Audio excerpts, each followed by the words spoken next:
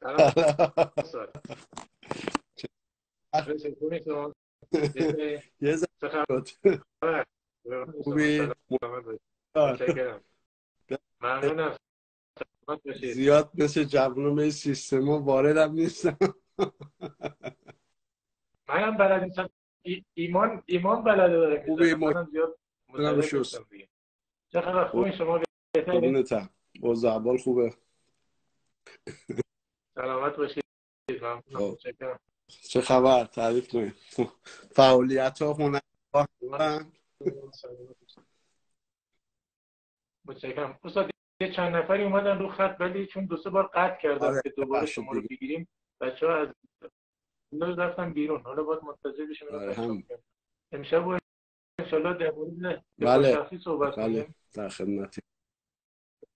تو لایوهای بعدی انشالله تو برنامه‌های بعدیمون انشالله راجع به بادیگاردی و حالا سازمان همش صحبت. ولی امشب اختصاص دادیم به دفاع شخصی چون عمومی‌تره و الان میخواستم یه سوال کنم چه برنامه برای دفاع شخصی ایران داری؟ چون همه مدعی شدن که ما دفاع شخصی کاری. والا استاد مدعی که در ایران برای همه صنفی زیاده. ما خودمونم مدعی ولی چیزی که هست بله بفهم. میگم شما سابقتون بالاه ولی طرف مثلا ما نگاه میکنیم یعنی سابقه و اون تخصص و اون پیش زمین قبلی رو نداره. یه دفعه اومده میگه من دفاع شخصی دارم درس میدم.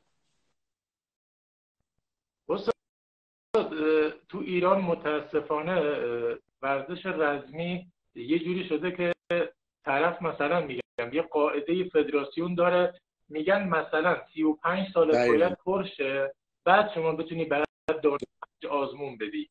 اصلا کاری به شما 10 تا قهرمانی جهانم داشته باشی مهم اینه که شما از لحاظ سنی 35 رو پر کنی بعد بتونی برای دانش 5 آزمون بدی. این یه مثال من میزنم. ولی طرف 27 سالشه میزنه من دانه 8م 30 سالشه میزنه من دانه 8م. حالا اینا بماند. در مورد دفاع شخصی هم که الان چون فضای مجازی زیاده یعنی در فضای مجازی پره دیگه آموزش ها زیاد یعنی هر کسی که بخواد یه ذره رزمی بلد باشه بخواد خودشو مربی دفاع شخصی جلوه بده میتونه بره از اینستای دیگران فیلم بگیره بیاره نگاه کنه تمرین کنه همونو بیاره بده خورد من. خب و متاسفانه نمیگم همه نه ولی متاسفانه بیشتر اینجوری الان دارید. خب هنرجوها چجوری تشخیص میدن کدوم مربی خوبه کدوم مربی خوب نیست؟ چجوری تشخیص؟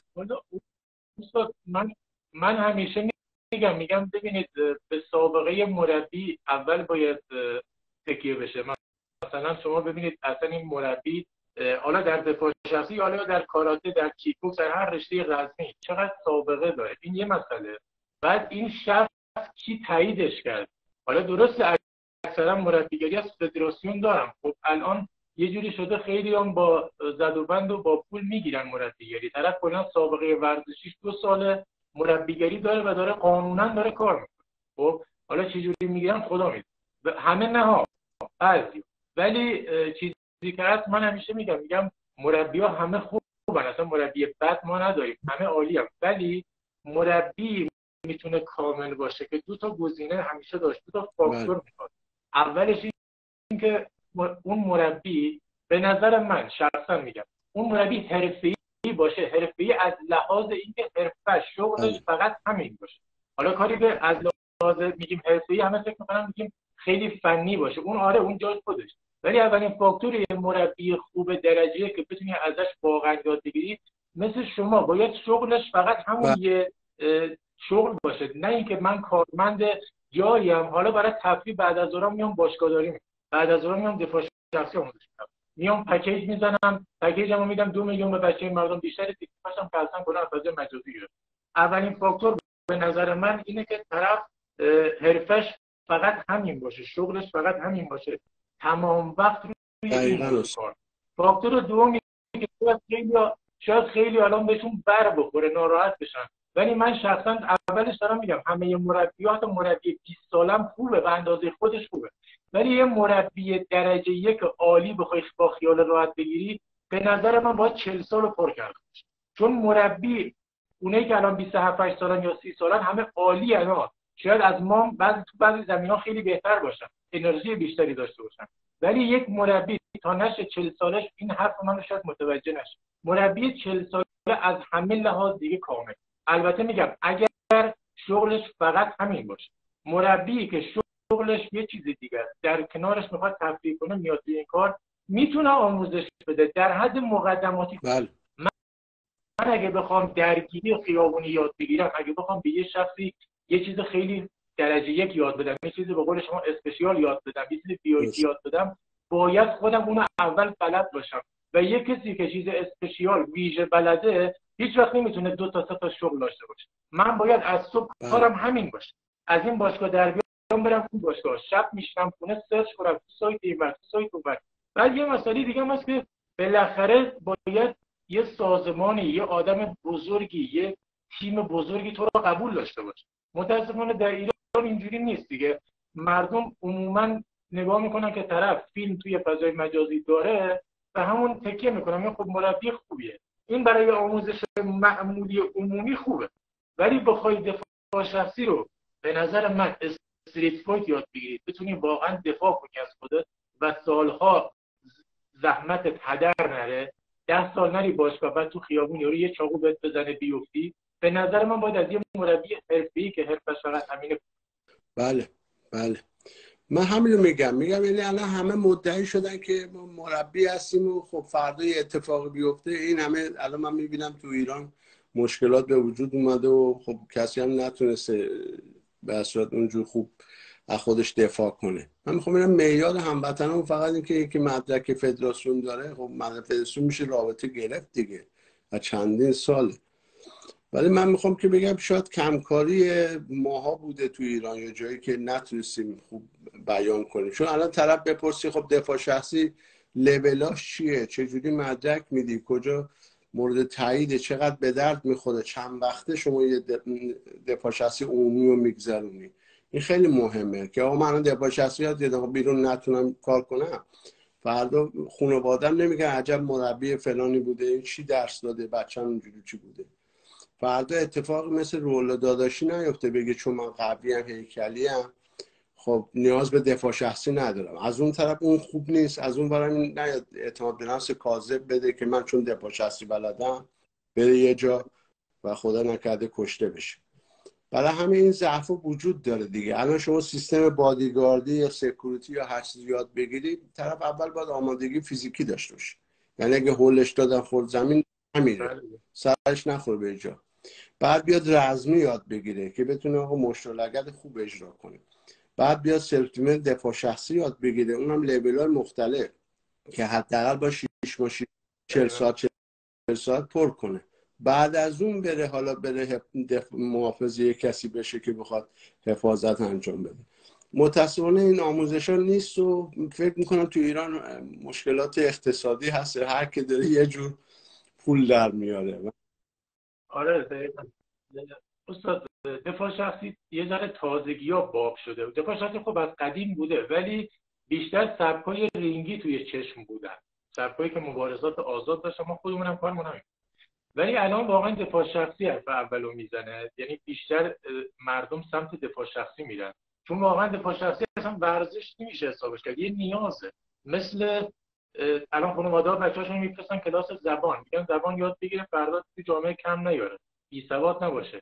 مثل سواد میمونه، باید مثل کامپیوتر، مثل کار با گوشی میمونه، یعنی باید یه نیازه، باید بلدش باشی. منتها مشکل اینجاست که مردم به هر کسی اعتماد میکنن به عنوان مربی. ما اصلا بحثمون نیست که ما خوبیم بقیه بدن، نه. یه ذره آدم باید سرچ کنه، یه ذره باید آدم گذشته یه طرفو در بیاره، ببین اصلا مدارک از کجا گرفته، کی قبولش داره و آیا اصلا از لحاظ فنی فقط همینه. و مربی که ما میبینیم مربی هست که مثلا 22 سالشه، من فیلماشو نمیبینم، داره چاقو رو آموزش میده، خدا به سر شاهده 0-0، یعنی اسم نمیشه بیاره بگه کی، 0-0. یعنی اگه اون مدلی که داره چاقو آموزش میده اگه تو خیابون بخوای اون مدلی اجرا کنی، خدا شده دستم کشته میشه.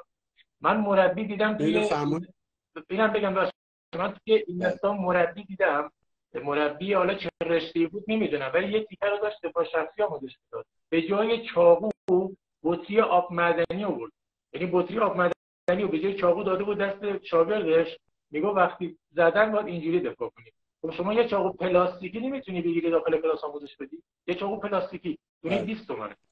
البته من میگم من نمیدونم فدراسیون ورزش رزمی چی کار میکنه، باید بازرس داشته باشه. آقای صرفی که به من یه مجوز میدن ببخشید شاید من اصلا برم جنایتکار پرورش بدم، یا من نمیدونم چرا بازرسی انجام نمیشه از مربی‌ها و حالا کارشون. یه ذره مثلا شما باید برید تو این باشگاهایی که مدعیان اساتید بالاخره یه نظارتی داشته باشید و یه بازخواست یه صحبتی بکنید که هنرجو ببینن که آقا کدوم استاد بهتره.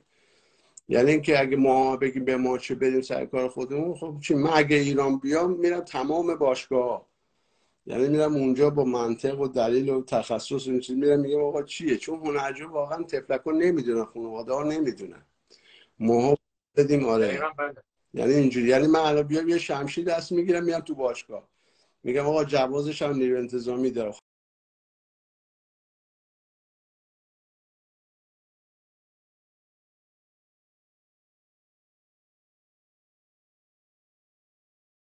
نیاز استاک که باید به نظرم انتقال بدیم مطالب و نظارت بشه، بازرسی بشه که خدای نکرده مطالب غلط غلوط یاد ندن و طرف یه چیز یاد بگیره. الان تو ارگانهای نیروی انسانی دوستای ما با ما تماس دارن همین ضعفو دارن، یعنی میگن اگه خدای نکرده اسلحه رو از ما بگیرن دیگه هیچی نمیتونیم انجام بدیم. اینی که حالا چه برسه ضعف اصلی که من میبینم، ضعف ریشه یابیش که بکنیم، ضعف اصلی اینه که آکادمیک دوره ندیدم. خب منی که آکادمیک دوره ندیدم، خب نمیتونم آکادمیک هم آموزش بدم. همین که صرفا مثلا من نوعی توی باشگاهی بودم، حالا کمربند مشکی، حالا دانه 4 دانه هرچی گرفتم و یه مربیگری هم گرفتم، خب طبق همون اومدم دارم آموزش میدم دیگه. به روز شدم. یکی اینه که آپدیت نمیشن، مربی‌ها به روز نمیشن. و اینکه من شاگرد دیدم گفتم مثلا اومده مراجعه کرده گفته من مثلا 6 ماه دفاع شخصی کار کردم، الان میخوام بیام پیش شما. اومده تو ازش تست گرفتم، یه افت ساده، یه غلط ساده رو بلد نبود. بعد گفتم که شما افت باتون کار نکردن. گفت نه افت چیه، مربی ما همش سرپا آموزش داده، همش گفت بم. گفتم دفاع شخصی مثل جودو، مثل آیکیدو، باید تمام افتا رو بلد باشی. ما اول میایم یه افت یاد میدیم، بعد میایم یه تکنیکی که خوردن زمینش همون افت باشه رو یاد میدیم که شاگرد اول زمین خوردن یاد گرفته باشه، بعد حالا دوستش بیاد روش اجرا کنه افتا رو بلد باشه، آسیب نبینه. ببینید یه چیز اساسنامه، یه چیز تدوین شده، یه چیز مدون ندارن. مثلا ما الان در دفاع شخصی تاکتیکال یه اساسنامه داریم، خودتون دیدید دیگه، یه آینامه داریم تدوین شده است و لول ها همش مشخصه. این لول تکنیکاش اینه، افتاش اینه، آمادگی جسمانیش اینه، این تستا رو باید بگذرونه تا از این لول به لول بعدی. متاسفانه در بیشتر باشگاه اینا اصلا یا مربی بلد نیست یا حوصله نداره اینو ارائه بده و به شاگرد یه چیز ساده رو، یه 4 تا یقه گرفتن و مچ گرفتن رو یاد میدن، تموم شد. این دفاع شخصی. در صورتی که شما باید آکادمیک آموزش بدید که اون شاگرد ممکنه فردا مربی بشه.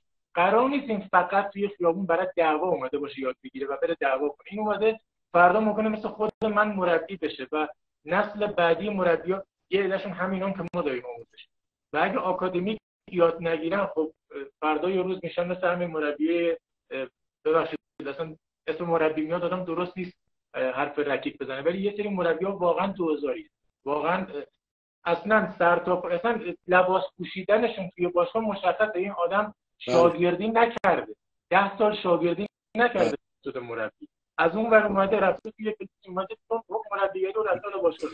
الحمدلله همه دانه 89 ما واسه من سال 82 استاد مالکی خدا بیامرز 84 فوت کرده، خدا رحمتش کنه. دیگه از ایشون استاد پیشروتر در ایران نداشتیم واقعا.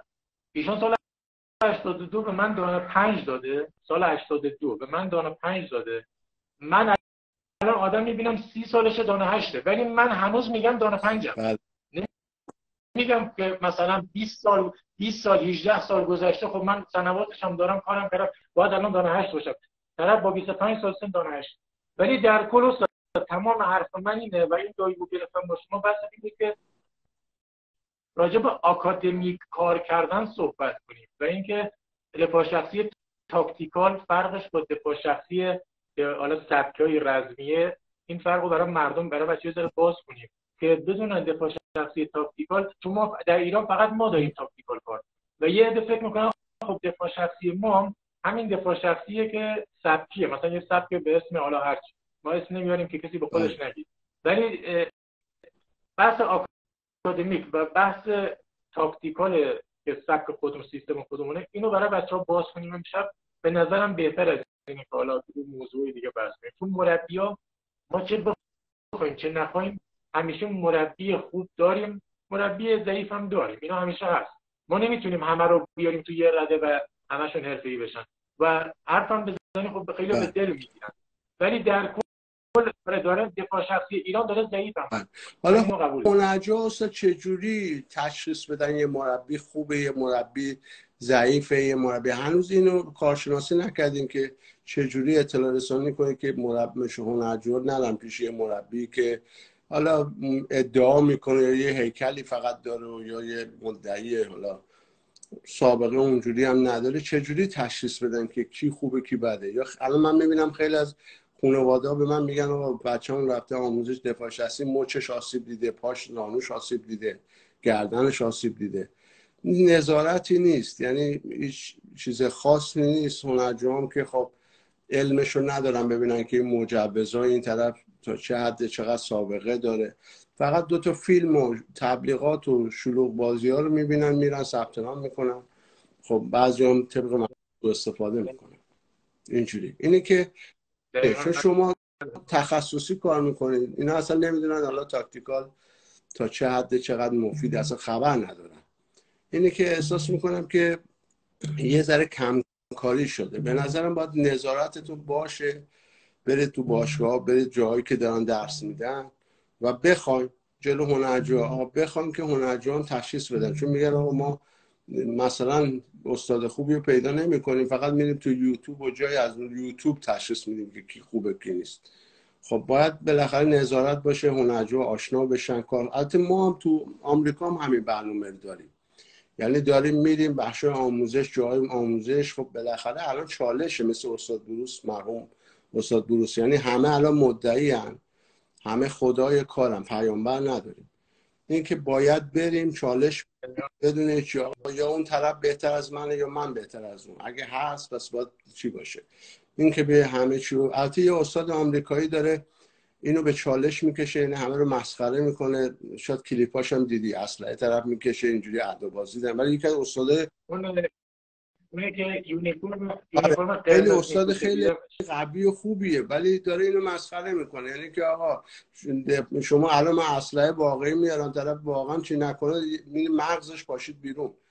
یعنی طرفی که کارش تا به نزدیشی 5 تا گلوله زده.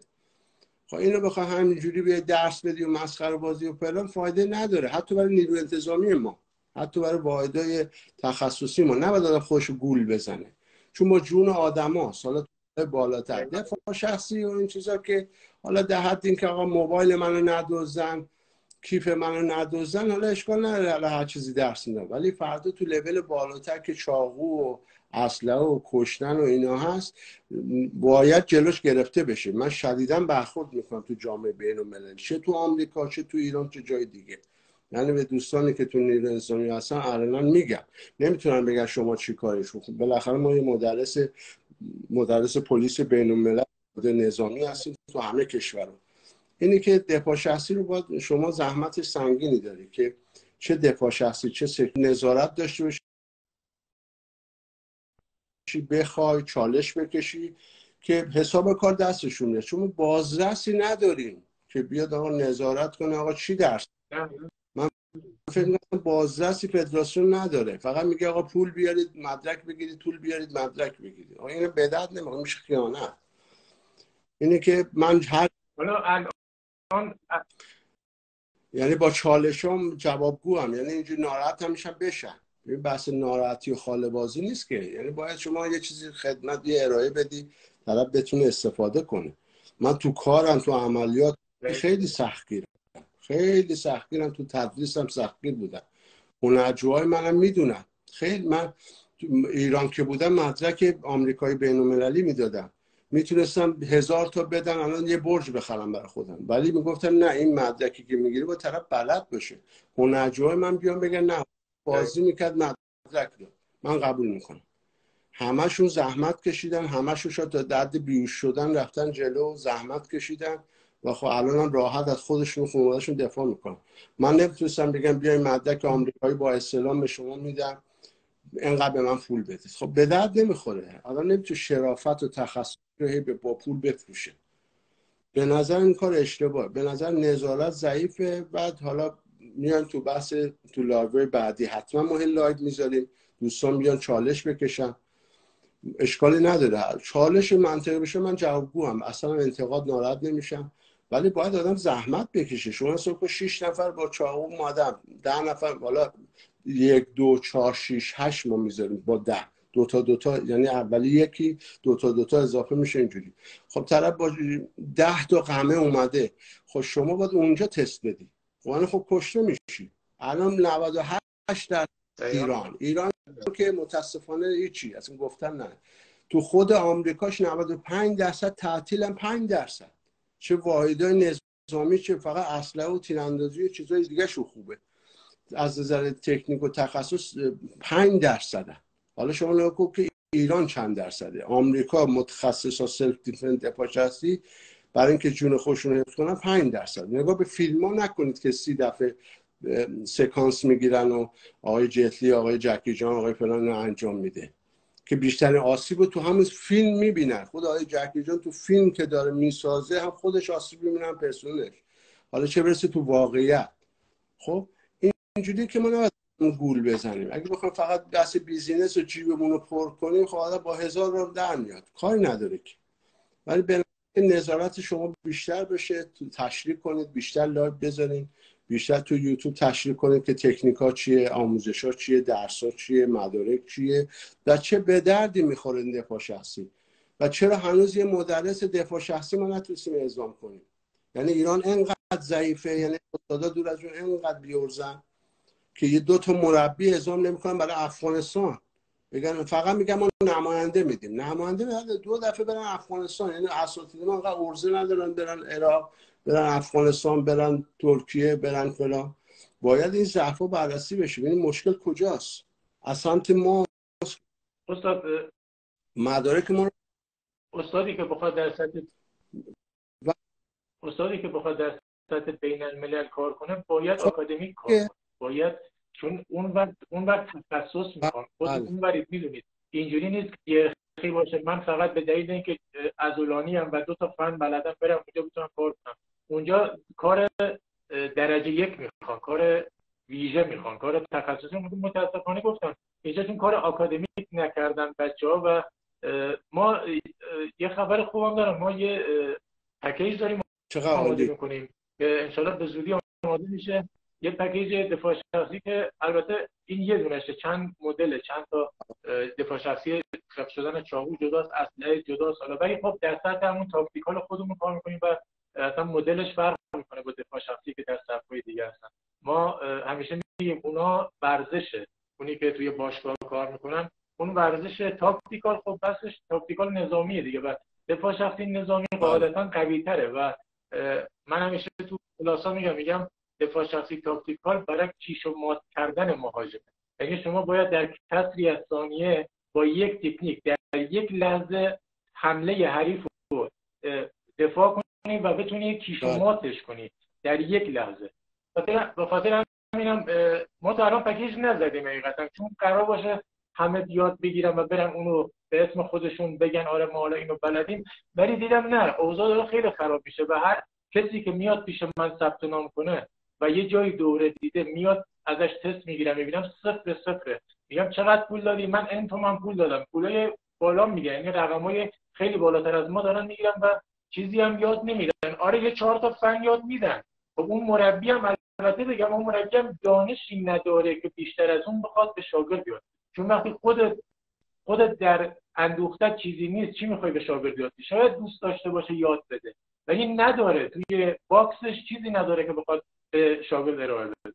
من بحث کلی اینه که کارو آکادمیک کنیم، کارو فعلا با پکیج میخوایم این کارو بکنیم که همه داشته باشن و یه گروه هم داریم ترتیب میدیم، البته یه دونه کانال که بچه‌ها رو عضو کانال کنیم، آموزش‌ها رو داخل کانال بذاریم و بتونن آکادمیک جلو برن، یعنی پله به پله، همون چیزی که خودتون همیشه میگید، پله پله و مثلا از دیپلم، فوق دیپلم، لیسانس اصولی برن جلو، پله به پله، نه اینکه طرف یه ما میگه باشگاه یه تکنیک ویژه بهش یاد دادن، 4 تا تکنیک مقدماتی اصلا سر و ته هم. درسته. من استاد نظرم اینه که غیر از این مسائل حالا بحث آموزشی، شما خودتون همونجور که من تو ایران تو بخش سکوتی و بادیگاردی، حالا واحدهای نظامی که لطف داشتن و همکارای ما بودن تو بحث حالا چیزای دیگه، این که شما باید بیاد نظارت کنید، یعنی به قول اساتید ما نگیم حالا کلاسمون میاد پایین فلان، برید نظارت داشته باشید که خب آقا چی درس میدی، من میخوام چی بشه. خب طرفی که اگه این کاره باشه خیلی اعتماد به نفس رو میگه مشکلی نیست فلان، اگر نیست شما باید از سمت حالا از کرمانشاه یا جای دیگه بیاین تهران همه جا نشون بدید که هنرجو بفهمن. حالا باشگاه نظارت داشت، من این کارو میکردم، میگفتم آقا بادیگاردی درس میدی، چقدر خوب، حالا تو محافظ فلان شخص تو آمریکا بودی، خیلی عالیه، یه تبلیغاته. ولی دروغ من خوشم نمیاد، خودمو میگم، چون آدم باید خیلی زحمت بشه و آمریکا هم که اینه تخصص همینجوری نمیده به کسی با رابطه و فلان آقازاده و این چیزا. به نظرم که غیر از حالا بخش آموزش و پکیج و این چیزا، نظارت و بازرسیتون هم خودتون انجام بدید، یعنی برید بگید خب چی درس میدید، برید چالش بذارید، برید جوری کنید که حداقل اون وحشت حضورتون باعث شه که طرف حساب کار دستش بیاد، یا بیاد بگه استاد من دارم برای نوندونی این کارو میکنم. خب شما کمکش کنید، نوندونی خوبه، به جای اعتیاد و مواد مخدر همه مربی شن، ولی مربی که تحت نظارت باشه، تحت آموزش باشه، تحت نظارت خودتون باشه. چون فدراسیون الان شما میری میگه خب خودت چی بلدی، چند تا مسابقات جهانی دادی، نگات میکنه، میگه من نمیدونم شما چجوری کارشناسی کردن گذاشتن اینجا. یارو کشتیگیره میزنن رئیس فدراسیون گلف، یارو مثلا چیه میذارن فلان، اینا من نمیدونم چه جوریه، من هنوز تشخیص نمیتونم بدم، شاید ضعف از منه. ولی به نظرم که نظارت داشته باشید، حضور داشته باشید، برید چالش بکشید که آقا چی درس میدید، چه خانم‌ها چه آقایون، شما الان در دست میتونید نظارت کنید، بری هماهنگ کنی، هماهنگی قبلی کنی، بری چی درس میدید. یا برید نیرو انتظامی بگید آقا بخش آموزش شما چی درس میدید، برید صحبت کنید، آقا ما هر چی هستیم فلانی باش، اینجا جون آدماست. یعنی من شدیداً همین تو ایران هم همین با مقامات، خب بچهای حفاظت شخصیت ایران خیلی لطف داشتن، خیلی باشعور بودن، خیلی، یعنی من رفتم یه سرهنگدوی بود باش صحبت کردم، گفت ما حتی با اصلا چیه پلاستیکی، چاقو پلاستیکی درس میدیم، ولی خب درس میگه اگه برای من اسلحه بشه شاید من نتونم جمع جور کنم. یا ولی گفتم آدم باید این ضعفا رو بذاره که البته تو آمریکاش هم هست، نه که بگیم فقط ایرانه. تو آمریکا دفاع شخصی 5% زنده میمونن، تو ایران درصد 0.1% اینجوریه. چون طرفی که میخواد یه کار عملیاتی کنه یا بکشه یا غافلگیر کنه، اینجوری نیست که بیاد بگه من چاقو کشیدم شما آماده ای میخوام الان اینجوری بزنم فلان. طرف یه لحظه میاد میبینی سوختی، بعدم خونریزی کردی مردی، اصلا رول داداشی 2 تا چاقو خورد تا بلند شه بگه آقا چه چاقو خورد. خود من رفتم اداره آگاهی به دوستان گفتم که آقا متخصص چاقوتون کیه؟ یه پسر جوونیه، شاید به خیلی از هنرجوها تو ایران من گفتم، اومد منو نگاه کرد، با نگاهش ما رو شست گذاشت کنار، یعنی که دان و مان و سابقه و فدراسیون رو بذار کنار، هیچ چی نیستی. بعد ما یه ماژیک قرمز بهش دادیم، گفتیم خب حالا اجرا کن استاد باطری. خود مثلا اون موقع با خدا بودم، حالا تازه شدم پیامبر استغفر. بعد گفتیم که آقا چی؟ اومد یه لحظه نگاه کرد و همکارم گفت آقا انجام بده، استاد سرکار نذار. بعد با نقد کوچولو خیلی هم چی بود، منم ادعا میشه الان میاد زاویه بگیرم، تکنیک بزنم، بچرخم، فلان کنم، همه این درس. یه لحظه من ندیدم این چیز، گفت آقا در رو دیدم یه تکون فقط خورد، مثل زلزله میاد یه لحظه تکون میخوره. بعد دیدم بعد گذردم، گفتم آقا مسخره بازی نکن. همکار منم بغلش بود نفهمید، چه برسه من. بعد گفت که آقا 2 تا زدم. گفتم کجاش مسخره بازی؟ بعد دیدم روی قلب من سمت چپ دیدم 2 تا جای ماژیک کوچولو هست. نگاه که هر چی خواستم کتمان کنم، اون موقع ادعام خیلی بالا بودن، این گفتم دیگه منم. دیدم نه، الان اینجا دیگه خوابیدم، یعنی به بیمارستانم نمیرسیدم. گرفتم بغلش کردم، ماچش کردم، گفتم باریکلا. حتی سایزای چاقوام بلد بود چجوری بزنه، چجوری خطرناکه، تا چقدر بگیره جرمش انقدر همه رو. اون اصلا کارشناسه. از یه ماچش کردم، بغلش کردم، فلان کردم جوری. بعد دیگه ما اومدیم متد فاصله و متد حالا زاویه دست و آرنج و تکنیک اینا رو تنظیم کرد. تو حساب کن یه نفر اینجوری، حالا من اومدم با تجهیزات و اینا، حالا ادعای پلیس آمریکا یا هر چیزی دیگه، بالاتر که نداریم که یکی گیریم اینجور آدم بیاتیم تا به جنبی ببینیم 10 نفر پلیس آمریکا هم دراز کرده. این گنده که آقا پلیس ایران، پلیس آمریکا، پلیس نه، هر کس زحمت میشه تخصص داره باید بزرگ باشه. خب واقعا اینجوری، یعنی اگه من این پیش نمیرفتم نمیگفتم آقا این در حد من نیست، یه خلافکار، نه، میرفتم آقا هرچی هستم برای خودمم. الان تو ایرانش هم بیام ببینم یکی بهتر از من بلد ازش یاد میگیرم. و واقعا متد فاصله و متد حفاظتی رعایت کردیم که بعد مادیم برنامه‌ریزی کردیم که آقا قلب رو باید پوشش بدیم، فلان کنیم، بسیار کنیم. مدیون اونیم، واقعا مدیون اون پسر بچه‌ای که واقعا خب توی خانواده خلاف بزرگ شد و اینا باید دکتر میشد، ولی شد اون میومد آمریکا، من اونجا بودم، فرق نمی‌کرد. بالاخره شرایط امکاناتیه. اینی که شما غیر از اینکه حالا درس و پکیج و آموزش میذارید و اینا، سعی کنید نمایندگی‌های تخصصی بذارید، سعی کنید در صورت نظارت بازرسیتون رو انجام بدید، تستای تخصصی بگیرید، روشنگری کنید، یوتیوب مطالب روشنگری بذارید که آقا من میخوام به عنوان هنرجو چجوری برم یه استاد را انتخاب. 2 مدارک دارد یا ندارد، کی تاییدش کرده، سابقه چیه، خانواده ها رو اطلاع رسانی کنید تو یوتیوب و اینا. غیر از پکیج های درسی، یه کاری، یه پکیج اطلاع رسانی که آقا من هیچ از دفاع شخصی استادا نمیدونم. خب شما چجوری باید 1 بری استاد انتخاب کنی، 2 بری پیشش، 3 چجوری ثبت نام کنی، 4 فلان، 5 بیمه ورزشی داره یا نداره، الان آسیب دید طرف نداره دیگه به من چه. اینا رو همه رو اگه کارشناسی انجام بدید، جامعه رزمی فدراسیون هم خودشو جمع جور میکنه، میگه نه نه اینا اطلاع رسانی فردا برای ما هم دردسر میشه. اینه که شما اینو کارشناسی بکنن دوستان همکارا، خب موفقم. حالا بحث نوندونی من میدونم، بحث مسئله اقتصادی همه برخوشون موفق، بهتر از مواد مخدره، ولی اصولی طرف نره بگه من دفاع شخصی بلدم، یه تکنیک اجرا کنه یا خفه کنه بگه من بیهوش کردن بلدم، بعد خون به مغز نرسه، اکسیژن نرسه، یارو بمیره.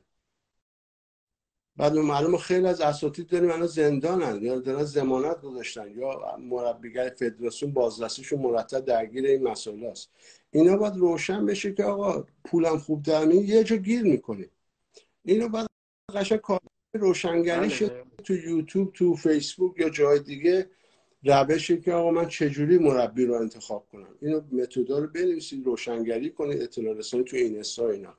بعدم دیگه بیای تواناییتون رو پکیج کنید که آقا من بیام اینا رو یاد بگیرم و مدارکش هم بگیرید، یه جور باشه که شما فردا رفتید دبی یا امارات نخندن بگن آقا ایران فلوس، چی بهش میگه عربی، فلوس موجود به قول یعنی پول بدی میتونی مدرک فدراسیون بگیری. ما هنوز یه فدراسیون ماشاءالله با این عظمت 4 تا مربی نفرستاده قرارداد دادن. یه حادثه‌ای بودونم مقام چون آورد و دیگه تکواندو کورو همه جا رفت، 2 روز نیوزلند چند وقت اونجا رفت دیگه چسبید به ایران. من نمیدونم آقا ایران انگار پولش بهتر از خارجه، نمیدونم. به هر صورت باید یه برنامه‌ریزی کنید، غیر از تخصص و پکیج اعزام هم بیشتر کنید، تو کشورهای دیگه مربی اعزام کنید، چه خانم چه آقا که برن.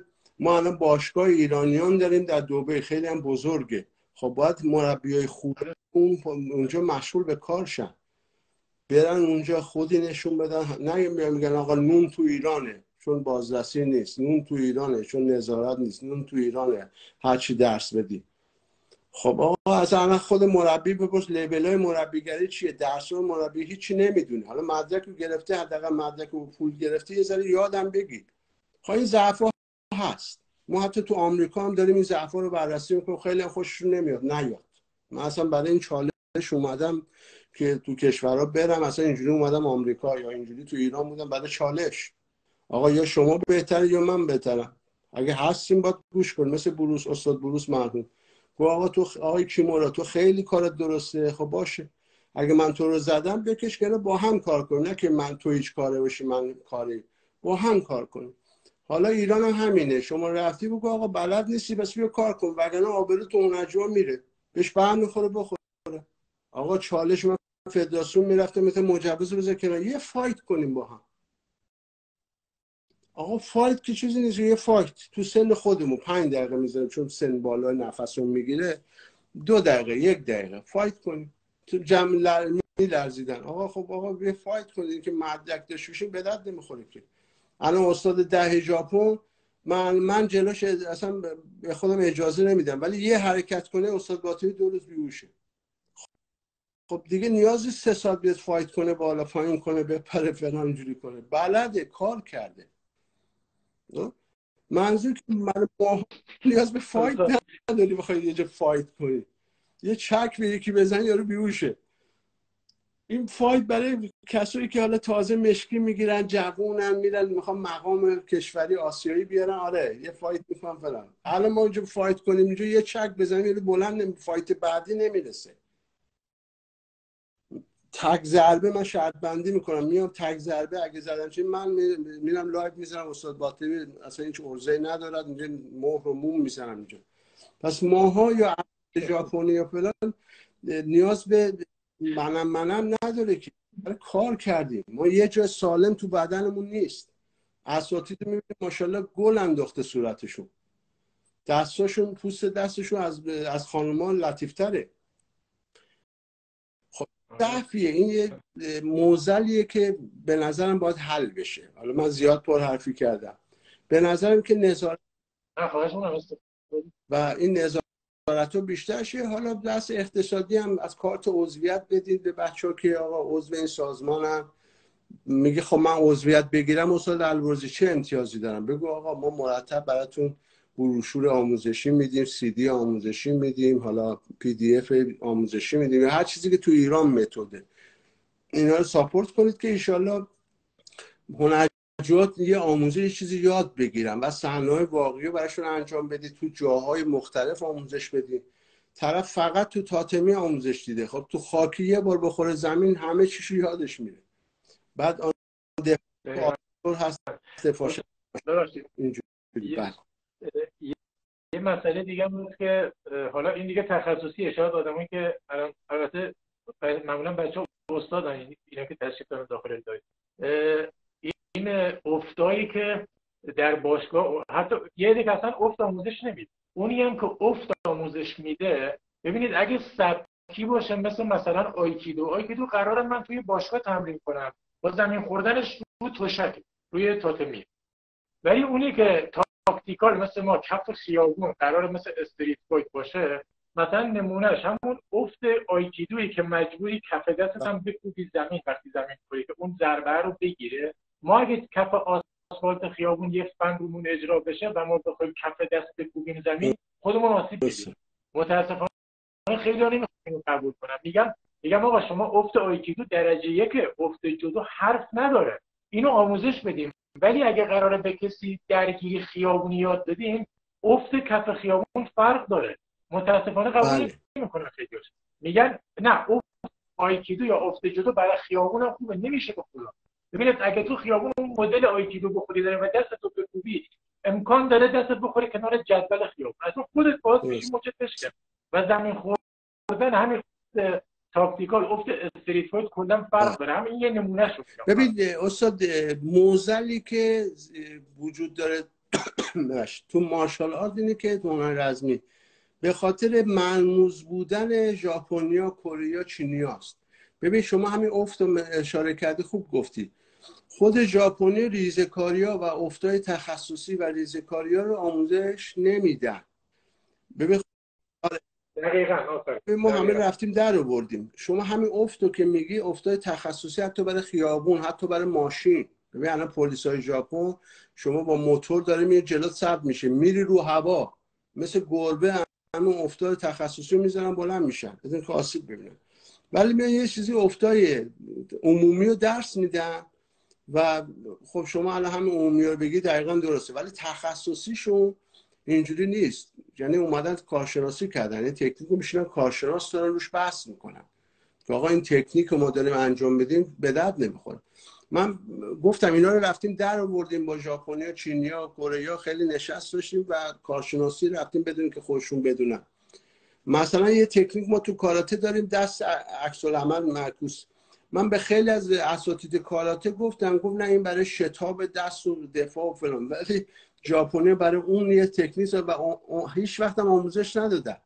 یعنی سالها پیش کسوت کاراته تو بحث از فرمو بگه این حرکت دست چرا میچرخه، میگه برای عکس العمل و شدت و زاویه و فلان، ولی اون با خودش یه سلف دیفنس دفاع شخصی داره. خود آیکیدو برای که کشورها نوندونی راست و حکم از ژاپن بگیرن پول داره این کارو میکنن، ولی تو خود ژاپن که ما بررسی کردیم میگه تا قهوه‌ای فقط باید افت و حرکت پا. او ببین دفاع شخصی میخوای تو جهان حرف اولو بزنی تا کمربند قهوه‌ای 3 سال 4 سال شما باید حرکت پا افت، حرکت پا افت، چرخش، زاویه بندی، زاویه بدن، چرخش افت، اینا رو انجام بدی. قهوه به بالا شروع میشه تکنیکا و دفاع شخصی و شمشیر کوتاه و شمشیر بلند و چوب و اینا. ولی الان شما نگاه کن طرف حرکت پاشو بلد نیست، چه تو آمریکا چه تو ایران یا چه جای دیگه، میخواد اسلحه بکشه یعنی یه پت پا بزنی به قول عامیانه میخورن زمین. ضعف وجود داره به خاطر یه ذره شاید تامین نبودن استادا یا ایدئولوژیاشون، یا خب ژاپنی خیلی ایدئولوژی دارن. یا الان شما برو خودم مثال میزنم، بگو تو آفریقا یه عده به اساتید کره‌ای گفتن که ما داشتیم ریسرچ رو بررسی میکردیم از دست ماها در نمیتونن بیان، چه آمریکا چه کره چه ژاپن، چون کار من اینه. رفتن گفتن آقا توی قبیله آفریقا دارن تکواندو درس میدن. گفت هیچی هم استاد اونا خب هیچیش شبیه به تکواندو نیست. به بزرگ کره اونجا گفتن، گفت همین که اسم تکواندو هست، اصلا بلدم نیستم بنویسم مهم نیست، همین که اسم تکواندو هست فردا میان 2 تا مدرک میگیرن بده شلوغ کنن، مثلا 1000 تا آفریقایی بیاد تکواندو کنه، بعد کلی پول میگیری میاریم برای کره. حالا اینا هم همین. شما الان بیا بگو نمایندگی میدن کره یا جو سری بهت میده، میگه آقا بگی فلان سابقه داری فلان داری اینجوری سری بهت میده. بعد که یه ذره وضع خوب شد و فلان شد تازه نظارت شروع میشه، میگه آقا باید اینجوری باشه باید اینجوری باشه فلان. وگرنه شما اساتید دانشجو هفته ما رو کاراته ببر ژاپن همه رد میشن، میگن روح نداره تکنیکا، روح تکنیک چی نداره، زاویات خوب نیست، بدن تو خوب نیست، رد میکنه. ولی موقعی که میان تو بین الملل و داوری میگه خیلی عالیه این طلا این نقره این مسابقات قبول فلان. ولی اگه بیاد تو کشور خودشون یعنی قبولت داشته باشن که بیاد تو کشور خودشون، یعنی باید اونجا به اول چیز داشته باشه، یعنی اقامت، یعنی یا زن ژاپنی بگیری یا اقامت چی. اون موقع رو سختگیری میکنن میگن که آقا آبرو ژاپن نبر، اینجوریه شما هنوز دان فلانی. 2 تا لقب گفتن دان فلان در بیرون از ژاپنی، مثلا دان 5 در بیرون ژاپنی، مشکی در داخل ژاپنی. به کسی هم نمیگیم پیش خودت بمونه. طرف هم دیگه همه عذاب وجدان تا آخر داره، بیرون میره دانه 5 هیچ که به حدش نمیرسه، میاد اونجا دانه مشکی میبنده. این ضعفا هست. من حالا میخوام که تو ان شاءالله حالا عضویت به بچه‌ها بدی، براشون تعرفه تعیین کنی که عضو شدن چه حسنایی داره، اطلاع رسانی کنی، پکیج تخصصی براشون درست کنی که به دردشون بخوره، با عامیانه. چون همه نمیخوام مربی شن، عامیانه که طرف مثلا الان ما خیلی از آشناها ایران زنگ میزنن آقا مزاحمت دخترمون هست، مشکل مثلا چیزای دیگه هست. خب من نمیتونم بیام بگم آقا از اول شروع کنی، باید ببینی طبقه بندی کنی پکیجا رو. پکیج برای پزشکا که آقا یه دفعه طرف حمله میکنه با قیچی و پنس و فلان و اینا، میخواد پزشکو بکشه، میگه تو باعث شدی طرف مرد، میگه پزشک قاتل یا دوست داره یکی بمیره. خب اینا رو باید پکیج بندی کنی برای متخصصا، برای نیرو انتظامی، برای فلان و برای عموم عام. حالا طرف اگر میگه من لولم بالاست، خب بیاد کارشناسی شه پیش شما. اگه تشخیص داده که خب کار کرده هی لول بالا و کم کم یه ایزوی درست کنی که آقا این حد میتونه بره دبی یا امارات یا کشورها دیگه به عنوان مربی کار کنه. دبی امارات هم بری یارو میگه خب مدرک ایران حالا قبول کردیم، اصلا باشه قبول داره، چی بلدی بیا این یارو که متخصص ماست میتونی دوش کار کنی یا نه. خب نتونن رو بزنه میره در گوش اون عربه میگه بابا این معلوم نیست چجوری گرفته اومده چون دیده ما پول داریم اومده اینجا. خب عرب نداره خیلی روکن طرف ناراحت میشه بشه. عرب اصلا چون حس خوبی که دارن اینه هیچ رو درواسی نداره. منم برم اونجا میگه آقا درسته از آمریکا همه چی اینجا، بیا ببینم 4 نفر میتونی انجام بدی یا نه. و اون موقع دیگه پول براشون مهم نیست. شما باید همین کار کنی، یه برنامه بچینی که طرف طبق یه اصول بیاد توی یه لبلی بیاد و این مراحلی که شما مد نظرتون آموزش بدین. اینجوری هم واحد درسیمون همه رو از هم جدا کردیم. گفتم تدوین شده است. مثلا برای پشت میز دفتر کار برای کارمندا، حالا کسی که پزشک یا کسی که وکیله، اصلا یه واحد درسی جدا داریم، پکیجش هم جدا. برای راننده های آژانس، کسایی که شغلشون با خودرو، دفاع شخصی داخل خودرو رو گذاشتیم جدا. و برای مثلا مربیات تخصصی گذاشتیم. یه دفاع شخصی عمومی هم برای عموم مردم گذاشتیم. یه واحد درسیمون کلا مربوط به استفاده از وسایل همراه و محیطیه. مثلا من با این ساعت مچم بتونم و خودم دفاع کنم. اگه عینک دارم، تیشرت تنم یا کاپشنم که رو دستمه یا کمربندی که کمرمه، بتونم ازشون به عنوان سلاح استفاده کنم. این خودش یه واحد درسی داره دیگه. البته ما پیش شما درس هستیم، ما همه شما یاد گرفتیم، ولی اینا رو جدا جدا داریم و قراره همه رو جدا جدا پکیج درست کنیم و بدیم حالا داخل سایت که برای کسی خواست بگیره و استفاده کنه. ولی چیزی که جدیدن اول کار داریم یه دونه 0 تا 100 کار با چاقوه که خودش میشه 3 تا پکیج، ولی پکیج کاملش هم کسی بخواد میتونیم بدیم. یه قسمتش 1/3 برای عمومی خف شدنای با چاقوه، 1/3 هم ضربات چاقو که دفاع کنی، 1/3 همون اسپشیاله که خودت از چاقو چطوری استفاده کنی، گل مخصوص مربی‌ها و به قول معروف نظامیاست بیشتر. اینو فعلا داریم میگیم اول کاری که بدیم شما ان شاءالله اگه تایید کردید که ما دیگه داخل سایت و بدیم حالا بچه‌ها که خواست بدیم تعویض. آره بعدم حالا یه سری آموزش میگیری بذارید پکیج خاص که طرفی که اگه داره مشکلات ایجاد میکنه یا شرایط ایجاد میکنه، خب یه شخص چجوری باید از خودش حفاظت کنه، چه نکاتی هست. این ذره فیلم و کلیپ هم باید بیشتر کنید که آقا طرف میاد آدرس میپرسه، شما میگی جانم بفرمایید، بعد یکی میاد کیفتو از بغل میزنه یا کارهای خاص. هر چقدر اطلاع رسانی انجام شه برای هموطنان، خب جونشون بیشتر حفظ میشه. مشکل حالا مسئله مالی قضیه فرق داره. الان 30 نفر با قمه به فرض بیان پیش من میگن آقا مثلا کیفتو بده، خب میده، میگه آقا بده. ولی اینکه یه مسئله دیگه باشه، فرد ناموس طرف، فرد زندگی طرف، اینه که به نظرم باید یه سری آموزشایی که آقا تو رستوران چجوری بشینن، چه نکاتی رعایت کنه، یکی بیماره چجوری گزارش کنه، اصلا ما چجوری گزارش کنیم به پلیس، چی بگیم به پلیس چجوری بگیم، پلیس مثلا اگه پلیس اقدام نکرد به کجا اعلام کنیم. یعنی اینا نظارت باشه. خود پلیس هم جمع جور میکنه که اگه من گند بزنم 110 میگه خب بازرسیشو یاد گرفتم، میرم به بازرسی نیروی انتظامی میگم.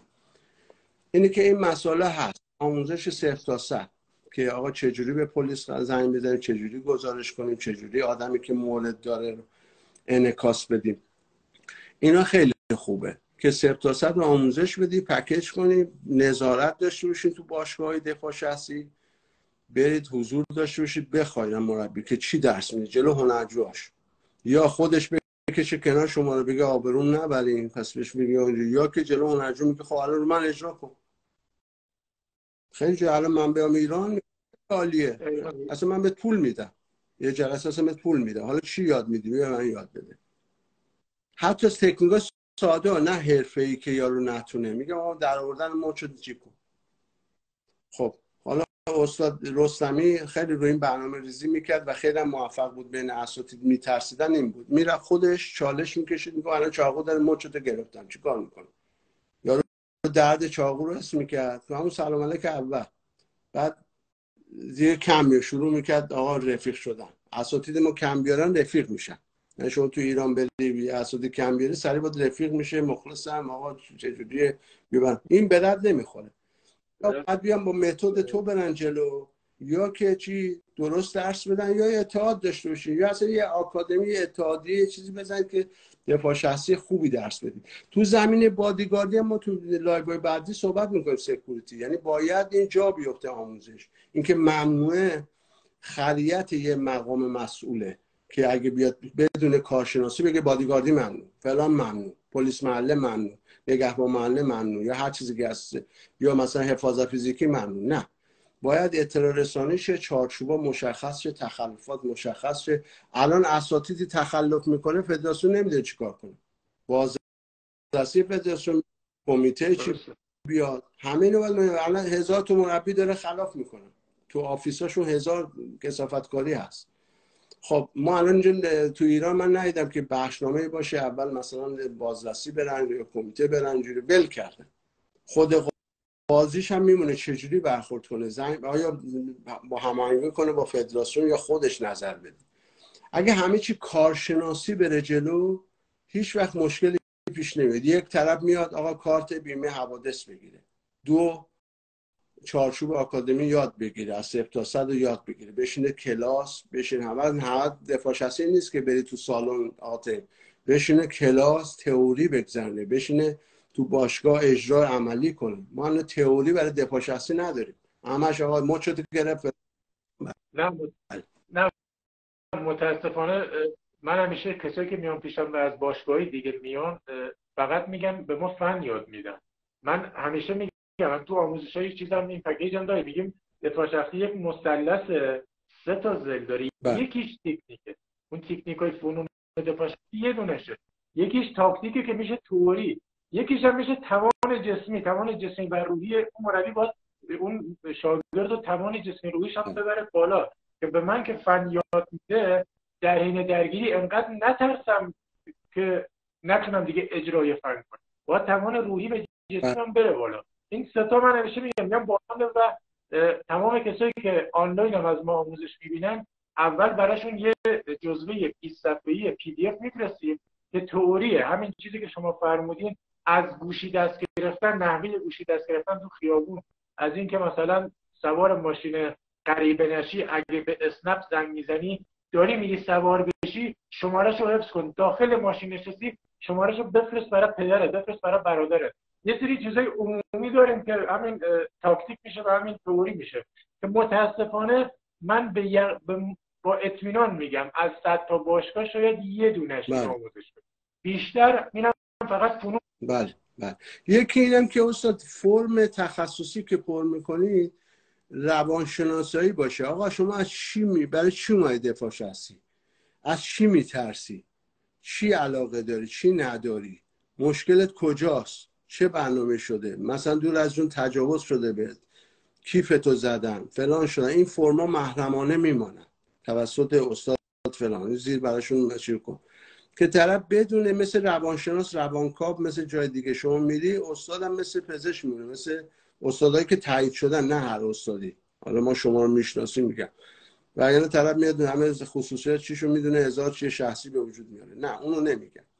ولی اساتیدی که تایید شده بازرسی فدراسیون هستن یا بخش انضباطی فدراسیون پرونده داری هر چیزی، یعنی آدم مثبتی هستن، اینا یه فرمی درست کنن که آقا تو چیا میترسی، چه مشکلی برات به وجود اومده، چه چیزی هست، چه اتفاقی هست، که طرف اگه فوبیای چاقو داره تو نمیتونی بهش درس بدی بگی آقا یاد گرفتم بره. این فوبیا داره، هر چقدر تو من تا کبم مشکی هم باشه بازم چاقو چیشه، بگه نه استاد همیشه این چاقو رو یاد داد، اون چاقو رو یه ذره زاویه‌اش بیشتر بزرگتره، من اینو میترسم. فوبیا رو برطرف کنی که اصلا برای چی یاد گرفته. الان شما نیروی انسانی مثلا بگی آقا چرا اومدی تو نیروی انسانی، میگه آقا امکانات و به قول آمریکا بنفیتش، سودش، این چیزاش خوبه.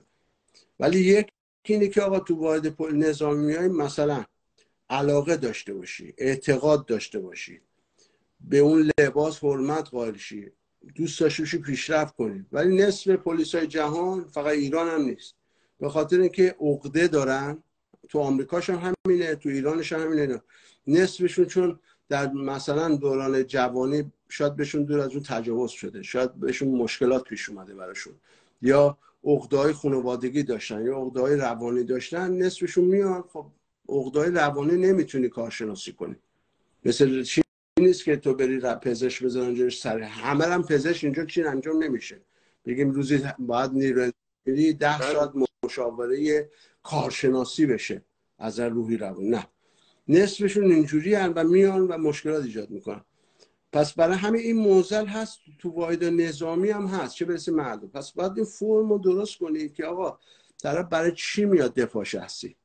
شاید من میخوام زورگیرم، میخوام هم بزنم هم بتونم خودم دفاع کنم، مردم ریختن سرم. معنی زورگیرم میشه استاد، میگم استاد به من دفاع شخصی یاد بده. شما هم یاد میدی، میگی اگه قهمه کشید اینجوری کن. میگه آها پس من قهمه کشیدم، اگه یادم اینجوری کرد بفهمم حالا اینجوری قهمه رو بزنم. پس شما استاد برای بادیگاردی که سوء پیشین عدم اعتیاد رو میگیریم و یه استعلام هم از یعنی استشهاد محل هم باید بیارن از شورای محلشون، ولی برای دفاع شخصی قاعدتا نداریم تو ایران. که مثلا کسی میاد من آموزشش بدم یا یه مربی نمیپرسه که تو برو مثلا سوء پیشینت رو بیار ببینم، عدم سوء پیشینی ببینم مثلا زندان نرفتیم. ولی شخص من خودم، من هر کی حتی پیام میده، یعنی دایرکت میده، حالا تلفنی صحبت کردن که خیلی راحت‌تر میشه تشخیص داد طرف چیکار است، حتی پیام میده، من از طرز پیام دادن طرف احساس کنم یه ذره داره خارج از عرف، خارج از ادب حرف میزنه، سریعا با یه ترفندی ردش میکنم. حالا نمیگم بهت آموزش نمیدم، مثلا میگم آموزش ما این تومنه، یه مبلغی میگم که طرف بره. یعنی من همیشه بعدی مسئله دیگه هم داریم، آموزش‌های تخصصیمون رو حتما دیگه با سوء پیشینه، عدم سوء پیشینه، عدم اعتیاد رو بگیریم، چون آموزش‌های تخصصی واقعا نمیشه به هر کسی داد.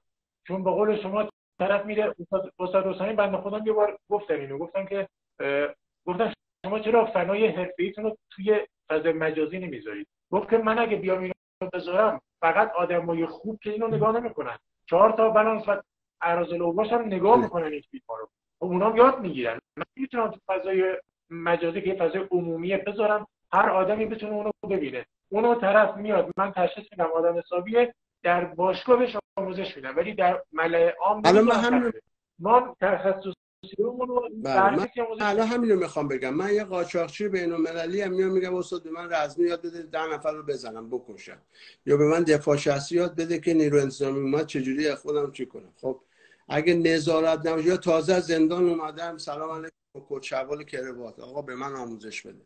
خب اگه نظارتی تو ثبت نام نباشه، نظارتی تو آموزش ها نباشه، خب فردا شما یه وسیله میشی برای خطر جامعه.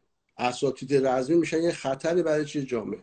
به نظرم اینجا کمکاری از نیرو انتظامی که اساتید رزمی خوب و تحت نظارت خودش نمیگیره. الان من اومدم تروریستم، تازه اومدم اونجا، خیلی برخورد خوب تروریستم که این روانشناسم. شما میگه عجب آدم باحالی، پول خرج میکنه، علاقمند، عاشق، فلان مثال. خب شما باید یه کانکشن، یه ارتباطی با نیروی انتظامی داشته باشی که آقا من دارم آموزش میدم، شما هم یه بخش تجسسش، آقا یه نظارتی به ایشون داشته باشی. خب ببین مسئولیت شما خیلی سنگینه به نظرم. خب انقدر نیرو زیاد نداره بتونه جمع جور کنه. اساتید رزمی هستن که میتونن جامعه رو امن کنن. چون خود نیرو انتظامی، بچه‌های نیرو انتظامی میومدن گفتن استاد به ما آموزش بده که آقا فردا برای ما هم درس نشه. خب بحث این که کار شما خیلی مقدسه، میخوام اینو بگم، و نظارت خیلی مهمه. فرم روانشناسی و به نظرم باید نظارت باشه تو مدرک دادن یا چیزای دیگه، یا ضمن کار. ما حالا ضمن آموزش میفهمیم طرف چی کار است، با سوال جواب، با چیزای روانشناسی، که بدون میرم خلافکار نباشه فردا بره یاد بگیره ناموس مردم چی کنه. خب طرف میگه من غمه کشم، خب میام دفاعم یاد میگیرم، 4 تا مردم ریختن، استاد گفت اینجوری فرار کن، اینجوری اگه چاقو اسلحه کشیدی اینجوری شکن. خب الان من میتونم آموزش‌های بدم تو ایران که یارو که چیه راحت هم مأمور نظامی رو بکشه، هم مأمور چی رو بکشه، هم مردم رو بزنه، هم اینا رو یاد بگیره. اینا هم هست، مثل شمشیر دولبه است آموزش‌ها. اینه که باید طبقه بندی بشه، 0 تا 100 آموزش داده بشه، با فیلم نمایش داده بشه که آقا برای خانم‌ها این مشکلات هست، برای آقایون که، و این مسائل امنیتی هم باید این باز بشه تو دفاع شخصی، نظارت بشه. خودت باید مسئولیت رو انجام بدی، مسئولیت سنگینه. این نظارت رو داشته بشه که به نظرم اون خلافکارا تو اولویت هست. یعنی من اگه به جای خلافکارا یا قاچاقچی‌ها یا آدم چی بودم تو کلاس‌های دفاع شخصی حتما شرکت میکردم. چرا؟ چون فردا یاد میگیره ما راهشون نمیدیم دیگه، ما قبول نمیکنیم. این حواست باشه که خدای نکرده ازش شهری خدایی هر چیزی حساب کنیم فقط صرف پول نباشه، یاد بگیرن. چون ما بحث بادیگاردی هم همینه یا سکیوریتی هم همینه. خیلی از سکیوریتی ها الان بیشتر دزدیایی که تو مجتمع‌های مسکونی میشه سکیوریتی داره یا همون حفاظت فیزیکی انجام میده. ما الان گزارش‌های حتی تو خود آمریکا یا چی هستیم بهش میگن وله، ماشین رو جابجا میکنه. خیلی از سرقت‌ها داخل خود همون وله ها انجام میشه که ماشین یارو میسپاره میره بررسی میکنه، یارو مثلا میبینه یه $100 افتاده زیر صندلی، یارو میره، خب یارو پولدار دیگه، ماشینش اینجوریه و همینطوری میذاره جیبش. خب ببین از وله، از نیروچی تو خود آمریکا یا کشور دیگه بگی تا سکیوریتی یا به پلیس یا بخش واحد خاص، حتی اف بی آی، حتی فلان، همه جا مأمور خوب هست، مأمور خلافکار هم هست. یعنی اساتید اینجا باید کارشناس مسئولش سنگینه که تشخیص بدن که این صلاحیت آموزش دفاع شخصی رو نداره، صلاحیت رزمی رو نداره. ولی الان شده پول دیگه، یعنی شما پول بده یه شبه همه چی به یاد میدن. در اصلا استادتون میبره خونه‌اش، اصلا هر چیزی که خودش نیستن میره به این یاد میده چون پول میده. متأسفانه مشکلات اقتصادی باعث شده که معضلات بدتر شه. یعنی اسمش دفاع شخصیه ولی شون خلافکارا تو اولویت، یعنی پول دارن میان یاد میگیرن. برای همین منظور از صحبت اینه که یه فرمی داشته باش که مثلا بگی چرا یاد میگیری، سابقه کیفری داری نداری، فردا نه بگی تو پیش قاضی بگی استاد البرزی هم با ما همکار بود. ولی تو اون فرم نه ما که همه اینا رو انجام میدیم. اون فرم روانشناسی رو نداشتیم، ولی زبانا اینو به خاطر اینکه ما بدونیم، چون من شخصا به همه شاگردا یه مدل آموزش نمیدم. من میپرسم از طرف میگه من مثلا راننده آژانسم، یه بار منو خفت کردن توی ماشین یه مسافری، من میخوام یاد بگیرم که مثلا پشت فرمونم اگه بغل دستی خفتم کرد، پشت سری خفتم کرد چیکار کنم. یا رفتم پمپ بنزین زدم، یارو چجوری نپره تو ماشین بود، من میرم کارت بکشم ماشینمو میدوزه. به هر کدومشون باید با توجه به نیازشون آموزش داد. منهای کسایی که مثلا سن پایینن، پدر مادر میذارنشون باشه که حالا یه چیزی یاد بگیرن، ما به اونا آکادمیک یاد بدیم، همون طبق همون اصول و چیزای تدوین شده‌ای که داریم طبق اساسنامه. ولی معمولا از طرف میپرسیم آقا شما برای چی اومدی یاد بگیری؟ من خیلی کسا اومدن که فلان من یه بار کتک خوردم میخوام یاد بگیرم همه رو بزنم. من به محض که میبینم طرف الفاظی داره به کار میبره که تهاجمیه و اگه یاد بگیره ممکنه بره پیاده کنه رو سر کسی، معمولا رد میکنم. حالا نه اینکه به طرف بگم من به تو آموزش نمیدم، با یه ترفند یا قیمت رو بالا میگیم، هزینه رو بالا میگیم. من تمام تلاشم اینه که به آدم حسابی آموزش بدم. یعنی بحث پول یه سمته، بحث اون درآمد یه بحثه، بحث این که من شخصا برای کارم خیلی ارزش قائلم، چون شغلم فقط حرفه‌ای همینه. و اول لایوم گفتم یه مربی خوب میخواید پیدا کنین، فاکتور اول یه مربی خوب اینه که فقط حرفش همین باشه. یعنی وقتی من فقط حرفم همینه، ارزش براش زیاد قائلم، برای هر تکنیک خیلی ارزش قائلم. ولی منی که کارمند یه جور دیگه، مغازه دارم، حالا میام مربیم هستم، نمیگم بدم، خوبن اینا، ولی خب من به درآمد اصلی چیزی دیگه توی رزمی خیلی مطلب خشخاش نمیذارم و همه آموزش میدم، یه پول معمولی میگیرم و یه آموزش معمولی میدم، تموم شد. ولی منی که تخصصی مثل خود شما از صبح تا شب فقط کارم همینه، اجبار اصلا بهم میشه که من برای کارم ارزش قائل بشم و به هر کسی هم واقعا نباید یاد داشت، چون دفاع شخصی حالا مقدماتیش خیلی مهم نیست، یه سری فنون ساده است، ولی تخصصیش رو خدا وکیلی حیفه به هر کسی یاد داد. یعنی مثل همون تکنیکی که فرمودین، گفتیم ما یه تکنیک داریم، چقدر بود 30 میلیون دلار چقدر هزینه‌اش همون یه تکنیک برای کشتنه. واقعا بعضی تخصصا قیمت نداره. یه پرانتز هم باز کنم، استاد من یه استاد نظامی اوکراینی فالوورم بود، یعنی وقتی هفتی رو میکشید 4 طرفش رو میزد توی فیلماش، اگه بگم زیر 1 ثانیه بود شاید بکنید من اغراق، یعنی باور کنید پلک نزده بودی 4 طرف رو زده. بعد من براش پیغام گذاشتم، میخوام به یه چیزی برسم، من براش پیغام گذاشتم که شما آموزشاتون هزینه‌اش چطوریه، فقط همین رو پرسیدم. بعد برای من نوشت که البته 2 روز بعد جواب داد، برای من نوشت که من روی هنر قیمت نمیذارم و به انسان‌های خارج از کشورم هم آموزش نمیدم، فقط به هموطنانم. البته کارش نظامی بود، خب نظامی نمیشه بر کسی، اصلا اجازه ندارم، ولی منظور میگم این یه هنره، یه تخصصه و آدم باید براش ارزش قائل باشه. طرف میگفت شما هر چقدر پول بدی من بهت یاد نمیدم، چون من برای این هنرم ارزش قائلم و به هموطنم فقط نمیخوام یه غریبه یاد بگیرم.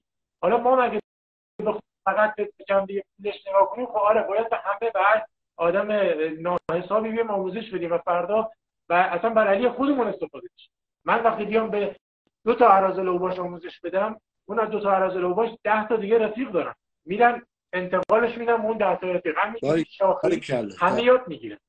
فردا خیانت میشه به خود این مردمی که توی جامعه. من دارم دفاع شخصی یاد میدم، مردم بتونن دفاع کنن، از اون ور برم به یه اراذل اوباش آموزش بدم، یعنی دارم برعکس عمل میکنم، یعنی دارم یه چیزی یاد میدم که بزنم. واقعا اصلا اون یک چیزی که هست، الان من میخوام ببینم شما وسایل دفاع شخصی مثل افشانه فلفل یا شوکر یا چیزهای دیگه رو شما میتونی مجوزش رو بدی به هنرجوها یا نه؟ بله استاد، البته من خیلی از هنرجوها درخواست اینو دارن، مخصوصا بچه‌هایی که جز تیم اسکورت هستن و با ما کار میکنن، همه دوست دارن اینو داشته باشن. اول که هزینهش، البته هزینهش زیاد هم نیست، ولی بعضیا به هزینهش ایراد میگیرن. یه چیزی هلوش 5-6 تومن هزینهشه، یه اسپری، یه دونه شوکر و یه دونه کارت حملشه، اون مجوز حملش، و 2 سال هم بیشتر اعتبار نداره، 2 سال به 2 سال باید تمدید بشه. ما نمیدیم، ما از یه شرکت انتظام تهیه میکنیم میدیم به بچه‌هایی که مورد تاییدن، بچه‌هایی که دوره گذروندن و عدم سوء پیشینه آوردن و ما میشناسیم خانواده‌شون رو و مطمئنیم اینو هر جایی استفاده نمی‌کنن. ولی به همه نمیدم، من خودم شخصا به همه درخواست دارم، ولی من به همه نمیدم، فقط میذارم برای بچه‌هایی که واقعا نیاز آره یه شاگرد داشته باشم، وکیل باشه، پزشک باشه، برای اینا میگیرم. ولی برای آدم عادی که مثلا تو خیابون میاد میره مغازه داره، اون نیاز نداره. برای خانوما چی؟ چون برای خانوما تو اولویت اسپری افشانه اینا، برای اونا مشکل نداری؟ آره من نه ببینید میگم من با شرکت انتظام همکاری داریم، همکاری 2 طرفه و برای بچه‌ها میتونیم بگیریم، ولی میگم من خودم یه ذره وسواس به خرج میدم چون من توی این زمینه هزینه‌ای برام من عایدم نمیشه، یعنی درآمدی برام من نداره که من بگم از شرکت انتظام مثلا میگیرم 5 میلیون یا میدم 6 میلیون، اصلا چیزی نیست. من همون مبلغی که اونا نیاز دارن میگم بریزن حسابشون و میگیرم میدم خدمت میدم، ولی برای همین به هر کسی نمیدیم. نه من وسواس دارم. ببینید استاد، خانم‌ها نیاز دارن به اضافه مشاغل حساس مثل طلافروشی و بعد پزشکی و وکیل و قاضی و بقیه مردم نیاز آنچنانی ندارن، چون استاد استفاده از همین خودتون استادید توی این قضیه، استفاده از همین خودش شمشیر 2 لبه است. طرف من دوست خودم تعریف می‌کرد، میگفت من داشتم توی ماشین، فضای کوچیک داخل اتاق ماشین، گفت من اصلا حواسم نبود که خودم هم دارم اینجا استشام، گفت پاشیدم برای نفر پشت سر که خفتم کرده بود، گفت اصلا قبل از اون خودم افتاد. خب این خودش همون شوکه رو یه ذره بزنی نزدیک قلبش ویسی که چیکار. برای همین من یه ذره با وسواس میدم، ولی میتونیم تامین کنیم. استاد جان آدم آموزش میده، ببین نه که اینجوری فقط بدین. ببین منظورم اینه که خود شرکت انتظام یا حالا نیروی انتظامی با شما باشه نمایندگی تخصصی داشته باشید، هم آموزش بدید، هم این مدارک رو بهشون بدید. حالا طرف طلا فروشه باید حتما آموزش ببینه. اینکه حالا نیروی انتظامی میده کیلویی غزش فرق داره، ولی طرف حتما باید آموزش ببینه که تو مسیر باد نباشه، تو جای چی نباشه، تو جای عمومی دولتی نباشه، تو فلان نباشه. اینجا تو آمریکاش همینه. ولی به نظر اینه که شما باید یک نشستی هم با نیروی انتظامی داشته باشید برای وسایل دفاع شخصی که خب سود بالاخره سازمان اینا مؤسسه هزینه داره. این داشته باشی و با آموزش هایی که هستی و اشخاصی که خب طرف جواز کسبشو میاره طلا فروشه، یا طرف جوازشو میاره وکیله، یا طرف تخصص میاره پزشکه، اینا رو با نظارت نظامی باید شما بدید به نظر من. حالا اگه جای صحبت نشست ما تو ایران داشتیم، حالا تلفنی یا حالا زوم یا چیز، ایشالله بتونیم که اینو نظارت داشته باشیم، یعنی با تو صحبت کنیم که شماتون به عنوان نماینده اینو نظارت داشته باشید، هم منافع مؤسساتون پیش بره، هم آموزش بدی، هم بدی طرف وکیل پزشک یه خانومی از معلمه یا جای داشته باشه دوره ببینه، نمیره هر جا بزنه.